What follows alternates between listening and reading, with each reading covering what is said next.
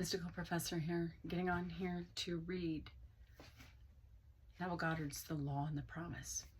I decided instead of starting with chapter 1, I'm going to start with chapter 7 because chapter 7 is by far the most important chapter as you get to look at my yarn because I'm a crochet freak. Anyway, chapter 7 is called Moods. This is an age in which the mood decides the fortunes of people rather than the fortunes decide the mood. Sir Winston Churchill and Neville always cited that. Men regard their moods far too much as effects and not sufficiently as causes. Moods are imaginal activities within which no creation is possible. We say that we are happy because we have achieved our goal. We do not realize that the process works equally well in the reverse direction. That we shall achieve our goal because we have assumed the happy feeling of the wish fulfilled. Moods are not only the result of the conditions of our life, they are also the causes of those conditions. In the Psychology of Emotions, Professor Roybut writes, an idea which is only an idea produces nothing and does nothing. It only acts as if it is felt.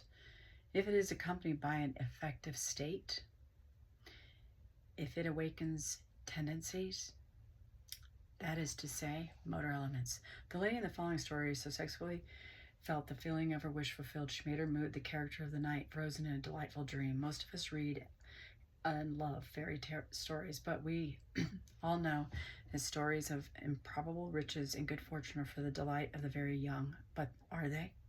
I want to tell you of something unbelievably wonderful that happened to me through the power of my imagination, and I'm not young in years. We live in an age which believes in neither fable nor magic, and yet everything I could possibly want in my wildest daydream was given to me by the simple use of what you teach, that imagining creates reality. And that feeling is the secret of imagining. At the time this wonderful thing happened to me, I was out of a job and had no family, no fallback upon for support. I need just about everything. To find a decent job, I need a car to look for it, and though I had a car, it was so worn out, it was ready to fall apart. I was behind in my rent. I had no power. I had no proper attire to seek a job, and today it's no fun for a woman of 55 to apply for a job of any kind. My bank account was almost depleted, and there was no friend to whom I could turn. Isn't it wonderful? This is where this is coming from. I just realized that. But I had been attending your lectures for almost a year, and my desperation forced me to put my imagination to the test. Indeed, I had nothing to lose. It was natural for me, I suppose, to begin by imagining myself having everything I needed, but I needed so many things, and in such short order that I found myself exhausted when I finally got through the list. And by that time, I was so nervous I couldn't sleep. One lecture night, I heard you tell of an artist who captured the feeling, or word, as you called it. Isn't it wonderful? In his personal experience, I began to apply this idea to my case. Instead of thinking of and imagining every article I needed, I tried to capture the feeling that something wonderful was happening to me, not tomorrow, not next week, but right now. I would say over and over to myself as I fall asleep, isn't it wonderful? Something marvelous is happening to me now. And as I fell asleep, I could feel the way I would expect to feel under such circumstances. Again, she felt the way that she would feel if she was in those exact circumstances. I repeated that imaginary action and feeling for 2 months, night after night, and one day in early October, I met a casual friend and I hadn't seen for months who informed me he was about to leave on a trip to New York. I had lived in New York many years ago, and we talked to the city a few moments and then parted. I completely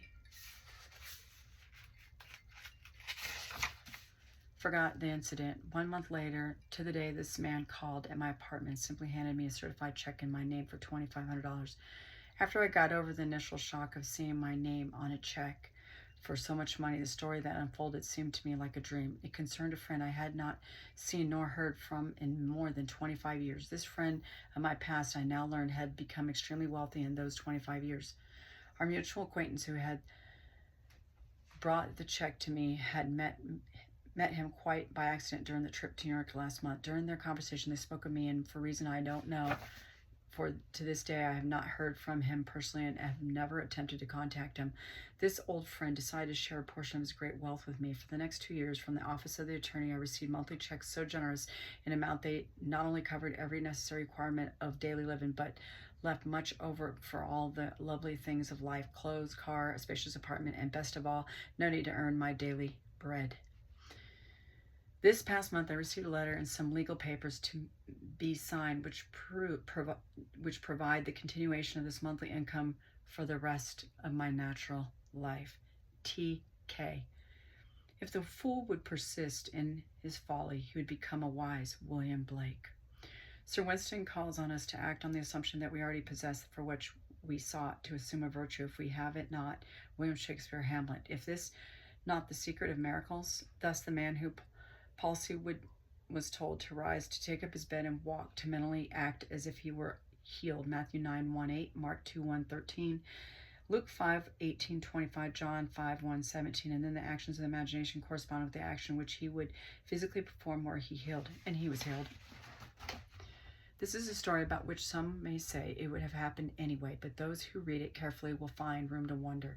It begins 1 year ago as I left LA to visit my daughter in San Francisco. Instead of the happy-natured individual she had always been, I found her in deep distress, not knowing the cause of her anguish and not wishing to ask. I waited until she told me that she was in great financial trouble and must have $3,000 immediately. I am not a poor woman, but I didn't have much cash. I could put my hands on that quickly. Knowing my daughter, I knew she would not have accepted anyway. I offered to borrow the money for her, but she refused. Instead, asked me to help her in my way. She meant using my imagination for her. I'd often told her of your teaching, and some of my words must have struck home. I immediately agreed on this plan with the provision that she would help me help her. We decided on an imaginal scene we could both practice that involved seeing money come into her from elsewhere. We felt money was flooding toward her from every direction until she was in the middle of a sea of money. But we did this always with the feeling of joy for anyone concerned, and we had no thought of means, only happiness for all. The idea seemed to catch our fire with her, and I know she was responsible for what happened a few days later. She was certainly transformed back to happy, confident mood that was not natural to her. Though there was no evidence of any real money coming in at the time, I left to return home to the East. When I arrived home, I called my mother, a lovely young lady of 91, who immediately asked me to come and see her. I wanted a day's rest, but she couldn't wait. It had to be now.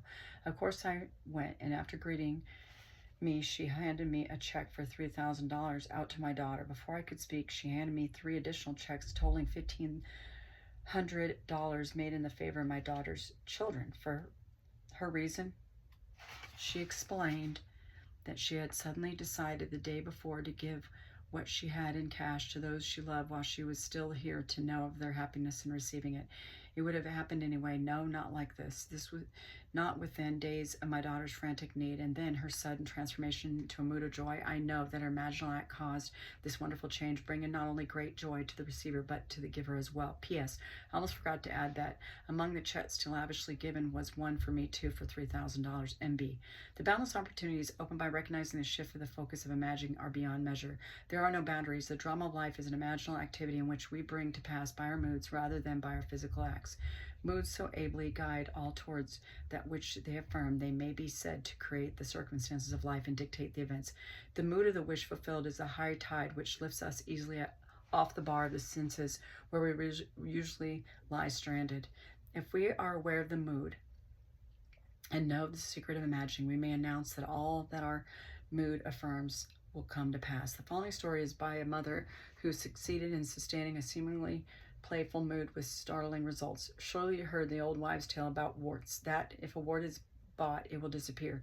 I've known the story from childhood, but not until I heard your lectures did I realize the truth hidden in the old tale. My boy, a lad of 10, had many large, ugly warts on his leg, causing an irritation which had plagued him for years. I decided that my sudden insight could be used in his advantage. A boy has a lot of faith in his mother as a rule, so I asked if he would like to be rid of his warts. He quickly said yes, but he did not want to go to a doctor. I asked him to play a little game with me, that I would pay him a sum of money for each wart. This suited him fine, he said. He didn't see how he could lose. We arrived at a fair price, he thought, and then I said, now I'm paying you good money for those warts. They no longer belong to you. You never keep property belonging to someone else, so you can no longer keep those warts. They will disappear. It may take a day or two, or maybe a month, but remember that I bought them and they belong to me. My son was delighted with our game, and the results sound like something read in an old musty book on magic. But Believe me, within 10 days, his warts began to fade. And at the end of 1 month, every wart on his body had completely disappeared. There is a sequel to this story, for I've bought warts from many people. They too thought it great fun and accepted my 5, 7, or 10 cents a wart.